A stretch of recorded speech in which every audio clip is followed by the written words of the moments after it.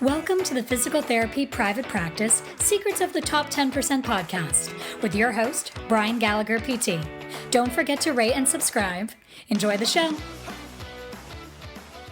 Hey everybody, welcome back to Physical Therapy Private Practice Secrets of the Top 10%. My name's Brian Gallagher, I'm your host, and this week I've got an exciting show for you guys. I have been needing to deal with some employee-related issues for several of our clients around the country. And it dawned on me that this is a very uncomfortable place to be. This is a very unnerving, uneasy position for a lot of managers, PT owners, to learn or know and be comfortable on how to handle your most challenging staff members. So let's go over some of the mindset and actually some of the workable actions that you can take to help you become more comfortable in your own skin when dealing with and addressing some of your most challenging staff members. We could say your most difficult staff members, your least likely to succeed members. I mean, you could put it any way you want, but at the end of the day, you and you alone as the PT practice owner or clinical director are responsible for the well-being of your entire staff. This is not about catering to the needs and wants of any one individual at the detriment and sacrifice of the good, high contributing, highly productive, efficient, well-liked, good company cultured staff members that you've already assembled around you. As a matter of fact, the longer you leave somebody on board who's not a positively contributing staff member to your company culture, the greater the likelihood is that they're going to taint the well, contaminate the other good people, and you're going to have a cancer situation, and you're dealing with more than one resignation or firing. You're dealing with it's spread. You're dealing with the effects of the spread. And that puts you in a position of looking like a weak leader. So that's not what we want. And, this took me some time. If I go back, I graduated PT school in 92, opened up my first business in 97, opened my first clinic in 99. And I can tell you by 2002, 2003, I was stressed out. I mean, I was basically managing based on, what I ran into by the seat of my pants. And I didn't have the calculated skill set in order to interpret what was really being said and done in front of me. And therefore, I was the effect of my own staff.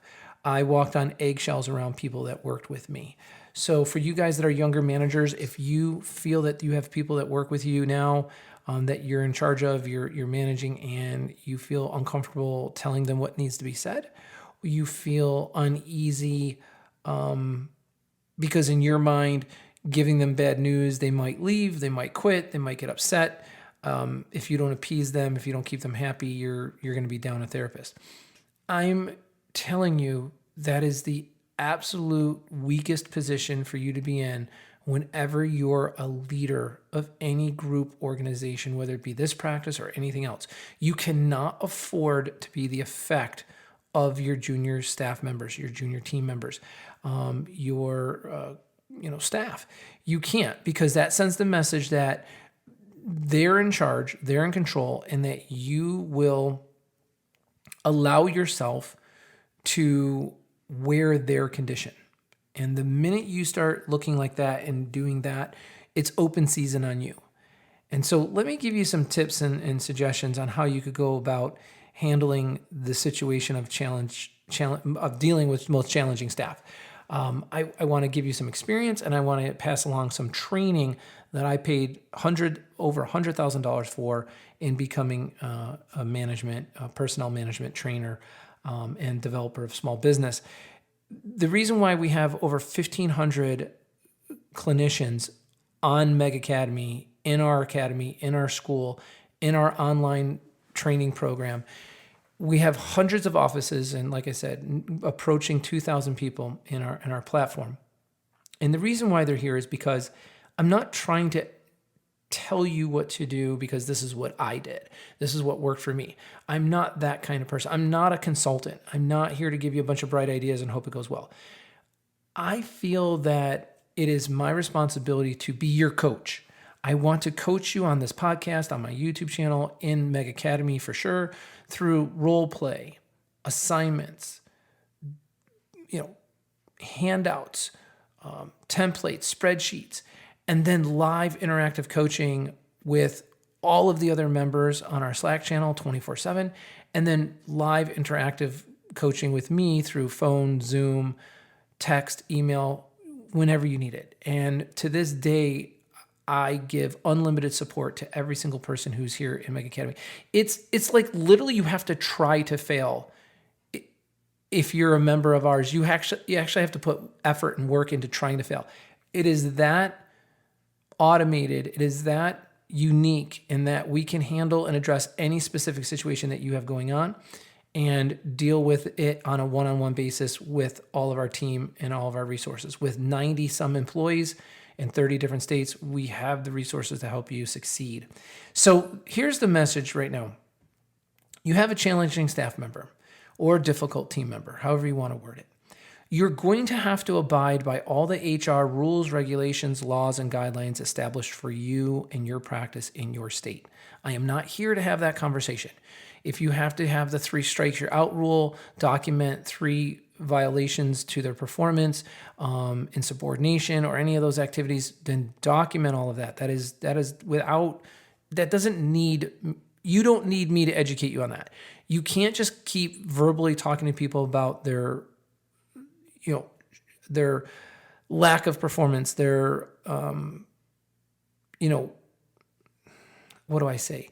See, what I'm thinking of, there's 2 types of employees that you have to address this with, that you potentially need to let go, you potentially need to fire. And this is what's bringing me pause.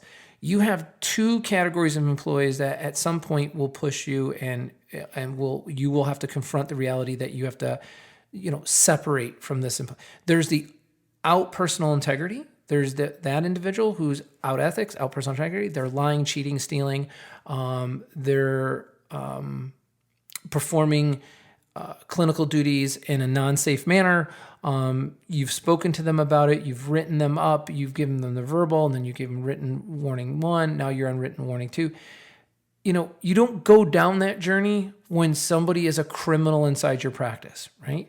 At first, it's going to be subtle. They're going to do some small violation against your policy and procedures. They're going to do some small violation against your standard operating procedure. They may do some, violation of integrity by lying or exaggerating or some fabrication that creates a false impression of another or something like that. Out personal integrity. Those are people that you outright have to let go in the immediate moment that you've discovered that they've performed a criminal activity. They've taken cash out of the petty cash box. They've been watching porn on their computer at your office. Don't laugh. Don't call me. This is what I run into when I go in and out of offices. This is the truth.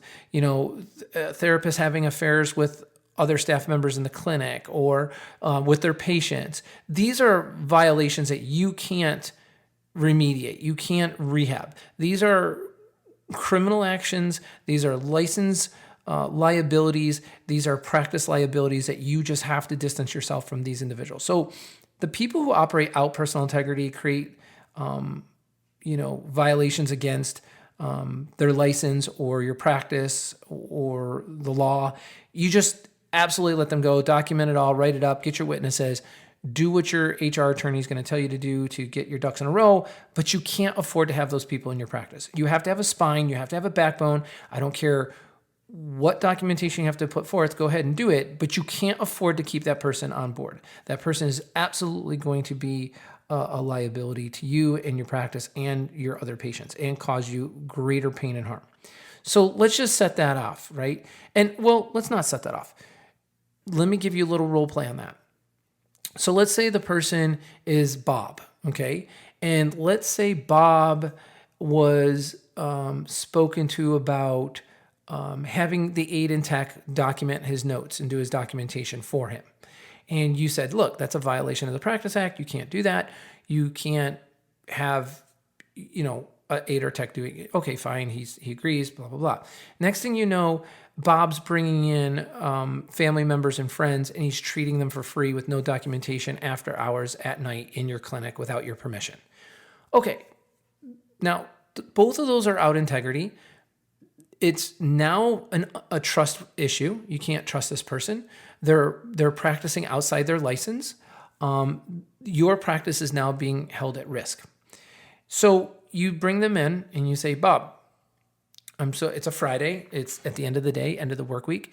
And you say, Bob, look, I had to document when you were using the aid and tech, let's just say tech, when you were using tech for your notes and documentation. And that was bad enough. Now I find out that you're actually bringing patients in, treating them off the record, collecting cash for the services yourself in your own pocket that's off the books of the clinic.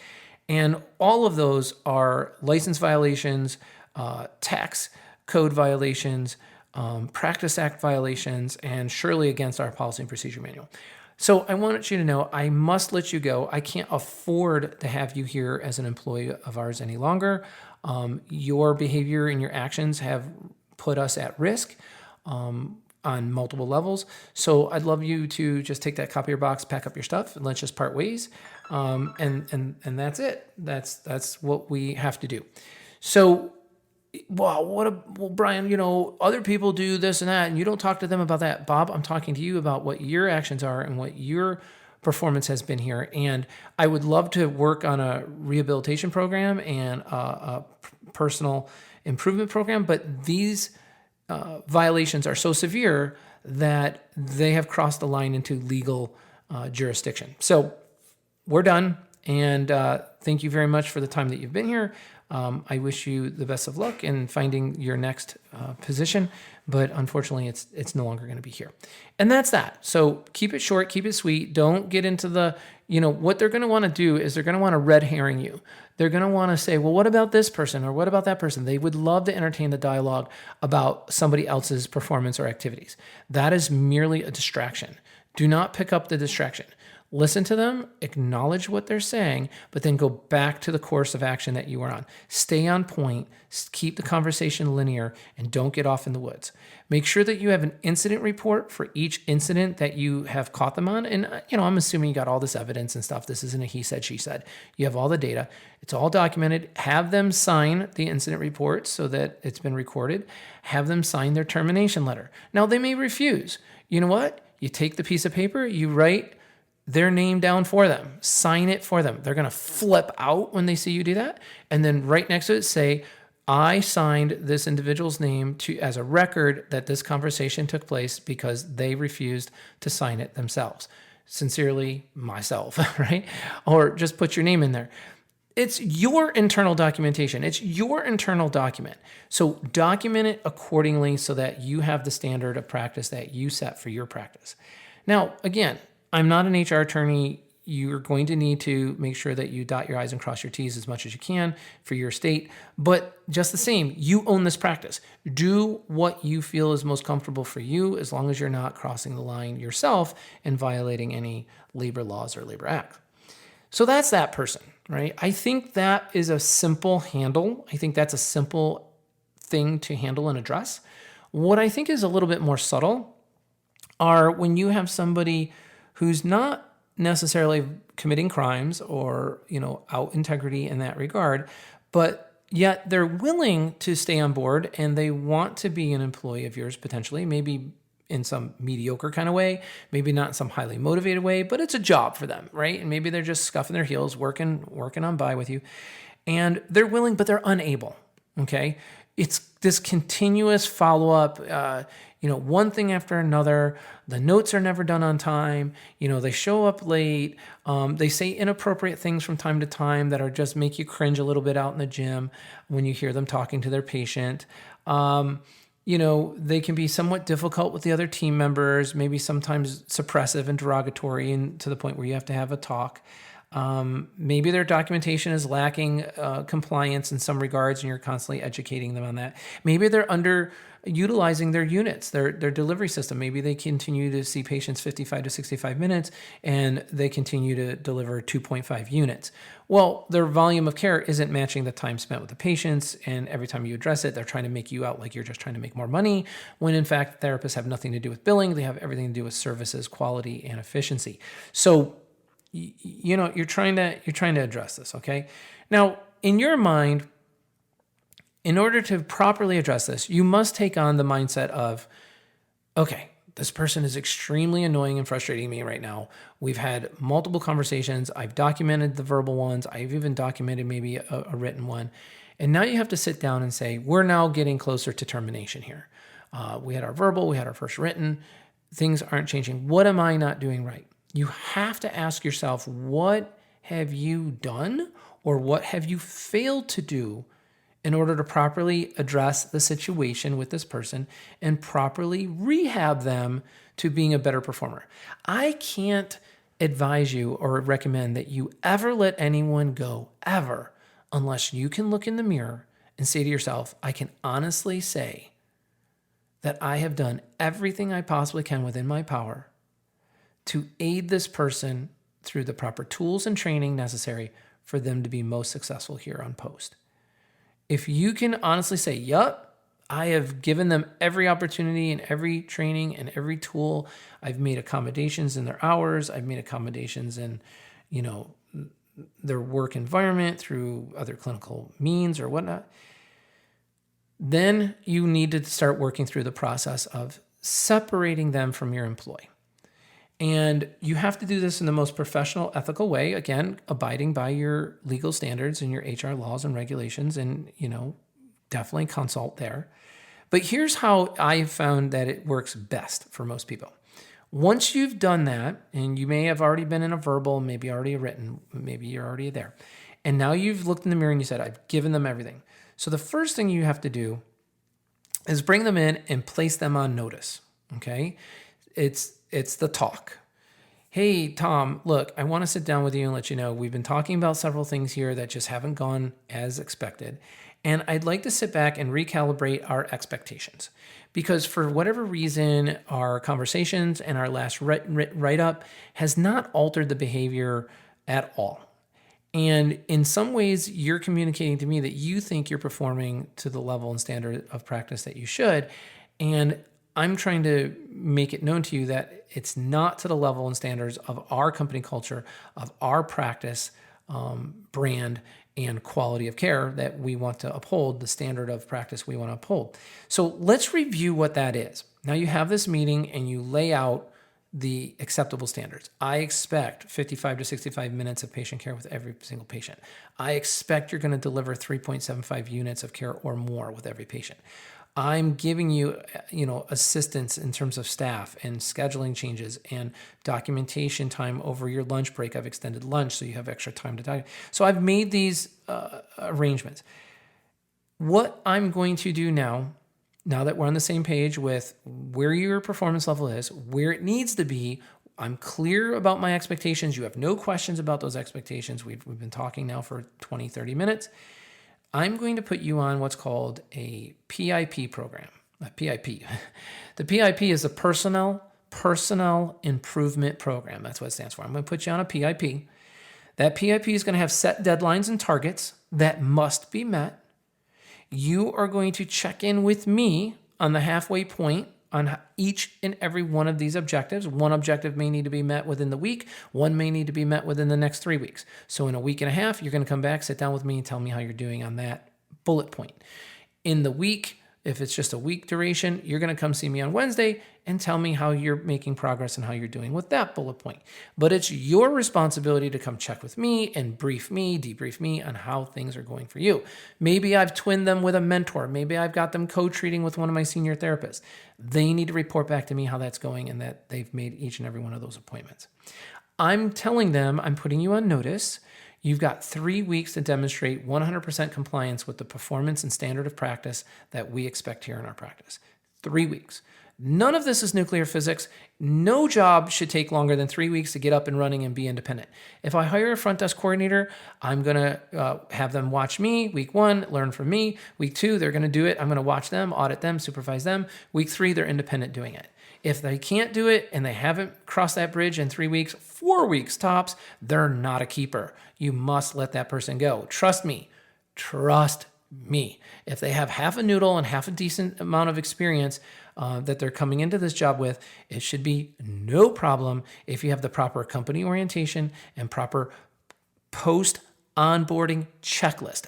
At Meg, all of our clients learn in the File Vault how to properly orient new hires to the practice and how to follow a multiple page checklist that each and every item has to be signed off and initialed by the employee and the employer. So training and onboarding is everything. When you do it properly, you're going to be asking them to role play things for you, because people will say, yeah, I got it. Yep, I understand. I know what you mean. And you say, okay, good. So repeat it back to me. Tell me how that's supposed to go. And they're like, Better yet, show me how you're going to do that. Show me how you're going to apply that technique. That's what I'm trying to do here on this podcast. I'm trying to show you how this is done. So in that conversation, I'm like, okay, so I'm putting you on a PIP. Here's the deadline of 3 weeks. Documentation has to be in by 10 a.m. every single day for yesterday's performance, right? Yesterday's treatments. So if you treat all day on a Monday, by 10 a.m. Tuesday, all your documentation has to be in, checked, signed, double-checked, good to go. Zero tolerance of lack of your ability to do that. You have every opportunity to do that during lunch, at the end of your day, in between patients. No problem for you to do that. Whatever other standards of practice I'm going to put out there for them. I expect that you're going to maintain 3.75 units of care. I'm going to ask you to maintain 85% clinical efficiency. I'm going to ask you to have outcomes of achieving short and long-term goals of 90% of all the patients you treat as recorded in our EMR system. I'm just making things up, but whatever that is, they know clearly how they're being measured and clearly what the target is. Now, most likely, this isn't so much of a performance clinically that is usually the problem. It's usually administratively. They're off policy, they're off lines, doing their own rogue thing, and or they're just not being a positive, contributing staff member. They're being nattery, complaining, talking behind your back. They're doing you some degree of injustice, and you have to call them on it. And just say, well, you know what? If you're going to make me do that, well, I'm not making you do anything. I'm asking you to perform like a professional in accordance to the standards of this practice. So that's all written up. That's documented. It's reviewed with them. They sign off that they're on the program. And then you're thinking to yourself, okay, good. Things are going to turn around. This is great. We're all on the same page. Lo and behold, they call out sick the next 2 days for that week. They didn't like being called out when you address them in this meeting, let's say, and they come in the next week. They're barely talking to anybody. They're playing pouty mobby, and they're just pouting around and not being a positively contributing staff member. And you pull them aside and say, look, ever since our talk, I noticed that your attitude and mood here has not been the same. I'm expecting you to perform as a professional, not just clinically, but administratively and personally with your other coworkers. Is there a problem? Are you going to have a difficult time with this? And they spout out all this difficult blah, blah, blah. Then you say, you know what? Look, are you happy here? Is this the place you want to be? As a matter of fact, no, I thought this was going to be much different. I only wanted to see 1 patient an hour. You're having us do this, 2 patients an hour. I didn't want to work with aides and techs, and now I'm working with care extenders, and I have all this. And as a result of their, preconceived expectations and the failure for those to come to fruition for them, they're taking it out on the practice. They're taking it out on you. They're taking it out on the employees. They're taking it out on the patients. That's unprofessional. So this may be a willing person to some degree, but maybe it's their way or the highway. They're not willing to compromise. They think they know it all. They're a know best. They know all the right answers. They know all the right ways to do things. Well, look, then you're really not working as part of a group. You're not really working as part of a team member. You're not really wearing our jersey. So let me ask you, Tom, if you're not happy here, you must be frustrated. Yes, as a matter of fact, I am. Well, I'm frustrated. And if I'm frustrated and you're frustrated, then we've got a stressful work environment, which isn't healthy for either one of us. Why don't we just call it a wrap and we'll make this week your last week. We'll finish out the week, and I wish you the best, and I'm going to have to let you go because I need to do you the favor of allowing you to move on past this practice so you can get to somewhere else where you're winning, because you're not winning here. I'm not winning. You're not winning. This just doesn't feel good. So let's just do that. Now, that's one way to do it, where it's this mutually agreed upon decision where both parties think like, yeah, we're better off, divorcing and remarrying somewhere else with a new employee and a new practice. What if the employee isn't of that persuasion? They're thinking that things are going good and you're just riding them, you're on their back. Like, what more do you want from me? I'm trying to do the best I can. I like it here. I like the patient population and so on. And you say, you know what? Let's say Tammy. You know what, Tammy? Let's say it's a front desk coordinator. I've spoken to you several times about how important it is to do the rescheduling, how important it is to do the over-the-counters collection, and for you to be here 10 minutes early for your shift each and every day. And you haven't been 50% compliant with any of that. Well, I'm trying, Brian. It's really hard. There's a lot of juggling. Yeah, I get it. I know. That's why it's called work. If it was easy, everyone would do it. This is a fun place to work. There's lots of gamification and engagement, and there's lots of celebrations and parties and holidays that we try to do to make this as fun as we can. But the work still has to be done. Well, I'm really looking for more work-life balance, and I'm looking for more flexibility. If I could reduce my hours to 25, I think things would go much smoother. And you're like, no. As a matter of fact, I hired you as a full-time 40-hour employee so that my office manager could have flex hours because the clinic's open 55 to 60 hours a week, and you are only committed for 40 of it. Well, I don't know what to tell you. Well, look, I'm going to just make this easier on both of us. I appreciate your willingness. I appreciate your want and desire to make it go right, but we've been through this a couple times. We've got 2 write-ups now in the file. I'm going to just call it what it is. We're just going to call it, throw the towel in on this, and let's have you actually find a job where you're going to be doing better and winning, because you're not winning here, and it's just creating a stressful environment for both of us. Oh, really? I really don't want to be let go. I really thought. Now they start giving this whole, lean in, and you're like, I get that, and I understand. But honestly, this isn't something that just happened overnight. We've been having discussions on it. I've had you through an employee improvement program. You failed to exceed and meet those expectations. I think we just have to, call it for what it is and just part ways, because I honestly think we're both going to be happier. And I think production is the basis of morale. So if I can get you producing really well somewhere else, you're going to have high morale. If I can bring another producer in here to do everything that's needed, I'm going to feel real good about that as well. So that's that. And let's just call it a day. Let's wrap it up Friday at 3. Always try to let people go on a Friday. Make sure you get their keys, all their information, their passwords. That should all be documented in their HAP folder. You shouldn't even have to ask them. It should all be there and present. Make sure you unplug them from everything the minute that they walk out. If, in fact, it's a hostile person and you think it's going to go sideways, get somebody in the room. If it's not going to be, don't put somebody in the room. I think that's going to just jack people up, and I think it's going to invite the hostility. But you just have it on speed dial on your phone. You have it ready. You tell somebody in the office, hang tight. I'm going to go take this person back. We're going to have a talk. If it doesn't go well or it looks bad, at the first hint, I'm going to hit send. As soon as my name pops up on your phone, go ahead and walk right in. And that's how I prefer to do it. I know maybe some HR guru people may have some psycho babble reason for why you always want to have somebody sitting there right at the beginning of the thing. Not necessary. 90% of the time, these are decent, logical, well-thinking human beings that you're working with, and they can have a conversation. But if it's not that person, bring somebody in the room. If it goes sideways with the very first comment, bring somebody in the room. So that's my advice. I just think at the end of the day, you're a grown, mature adult, and you can decide when, in fact, that is needed and when it's not. I just genuinely believe that when you try to make a one-size-fits-all rule for everybody, it typically isn't always the best approach. So that's my message on how to handle challenging, difficult employees. Give them an opportunity to win. Put them on a personnel improvement program with deadlines and targets. Make them check in with you at the halfway point on all deadlines and targets. Acknowledge them for their efforts, validate them for their results. That's the difference between a great manager and a not so great manager. They fail to acknowledge people for who they are, and they fail to validate people for jobs well done. They're only talking about the bad news kind of things.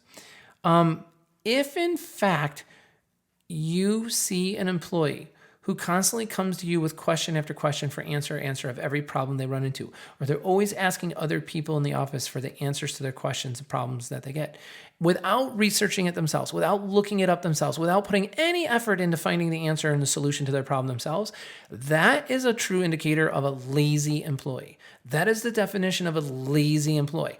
They have a noodle in their brain. They have a head on their shoulders. They know what the training has taught them that they need to do. If they don't know how to do it, they should look it up, do some research, try to find the answer. If they're still unsure themselves, then come to you and ask the question, but say, here's my problem. Here's the solution on how I think I should solve it, but I'm not 100% sure. I'd like to run that by you.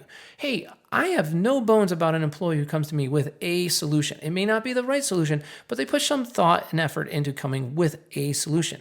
If you're a manager and people come to you with problem, and they're just looking for answer, well, you got a lazy employee. You got to address that right away and say, you cannot come see me with problems without some proposed solution. You got to think about it. You've got to think about what you think the resolution is. That employee is going to grow far greater and be more loyal, more dedicated, and you're going to retain them longer because you are now responsible for their skill development. You are not just putting the fish on their hook for them. Because anybody can do that. But a good coach's net result of working with others is that others' skills have developed beyond where they would have been if left to their own accord. Take pride in that. That's what we teach at Meg Academy. That's what we teach our startup owners, how to actually go from employee to owner, from employee to employer. There are traits and skills and tactics. There's role plays, there's examples, there's tools. I give you all of it. All of it gets handed to you. And as a matter of fact, if you're really wanting to run the most ideal practice, you're going to embrace what you can find on our website or call me. Just call myself or Laura. Have a practice assessment call. If you're even a startup, you don't have a practice, you want to learn about how to open your own practice. We have a 21 to 27 step program, depending on what kind of practice you want to open up, on how to actually have your best startup practice. Everything is thought out. Everything is in order. Everything's in sequence. And I actually have a timeline for each and every task. I can help you succeed in private practice starting up. I've never had a startup fail. You will not be my first. We will help you succeed in that. If you're an existing practice owner, then get the personnel management traits, get the soft personnel management skills that we talked about here in this podcast that are going to put you at cause, not the effect of your employees, but at cause, leading the show, driving the car to the garage, not letting people make you feel like you're walking on eggshells around in your own darn practice. You deserve work-life balance. You deserve happiness and joy in what you've built. Do not let somebody deflate you. Do not buy the media's thing of everybody on planet Earth is a terrible human being. I know you see a lot of that on TV right now. Ignore that. You can rise above that. You can be positive. You can groom people so that they win and you win. But you can't let other people win and have what they want without concessions, without compromise, without collaboration. That is what a good leader and manager will do. Now, some of you may say, well, Brian, I live in this certain area where I just can't do it. I mean, if I don't have this person, I have nobody. I just can't afford to do it. You know what? Call me. Email jenn@megbusiness.com, jenn@megbusiness.com. Go to our website, schedule yourself. Let's have a conversation. There's no force, no pressure. I'm not going to try and sell you anything. We're just going to talk about you, talk about what you want to do, talk about how you can do it, and maybe we make friends, and I'll be a resource for you to help you on into the future. Or maybe, just maybe, you decide to put your money where your mouth is. You decide to put your money and effort into securing your confidence and your security and opening and being safe on that second office, third office, first office by having a full practice coach behind you. We will help you with everything from credentialing to billing to even virtual front desk staff. You don't have to hire any employees but clinical staff. If that gets you excited and if that sounds like, wow, I only have to manage clinicians, nobody else, then absolutely reach out to us. We are killing it, absolutely crushing it with live streaming, live personal interaction engagement with your patients in the waiting room with our virtual front desk staff. This is not a kiosk. This is live personal contact. Not that I'm against kiosks for follow-up appointments. People already know and like your practice and coming in for routine visits. I actually think that's the future. But for all evals and meet and greets, I think you need a live human being there talking to them, whether they're on a two-dimensional screen or sitting in a chair. It's still going to be a live engagement. That's it for everybody. I know I talked fast today. I had a lot to cover. I'm hoping this really helps you with some of the skills and traits on how to handle difficult employees. If you need more and you need to practice, you need to learn more, If there's anything I can do at all to help you, anything at all, reach into megbusiness.com, megbusinessmanagement.com, Google Meg Academy, go to JENN at megbusiness.com, and we're here for you. As always, start each and every day expecting to do well. I wish you all the best. This has been another episode of Physical Therapy Private Practice, Secrets of the Top 10%. If you want help implementing the successful actions of the top 10%, visit our website at www.megbusiness.com to schedule a free practice assessment. Thanks for listening. And as Brian always says, expect to do well. Like what you hear? Be sure to rate and subscribe to the show. See you next week.